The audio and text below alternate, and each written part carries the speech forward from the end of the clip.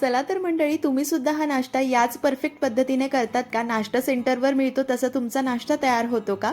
3 जणांना पुरेल या अचूक प्रमाणामध्ये नाश्ता करतोय. 3 मुठी गच्च भरून पोहे चाळणीमध्ये काढायचे. घरातल्या आमटीच्या वाटीने मोजायचे म्हटले तर 3 वाट्या पोहे आहे. पोहे चाळून घ्यायचे, यातला भुगा निघाला नाही तर पोह्यांचा लगदा होतो. चाळणीवरच पोहे नळाखाली स्वच्छ धुवायचे आणि खाली बोल ठेवून झाकून बाजूला ठेवायचे.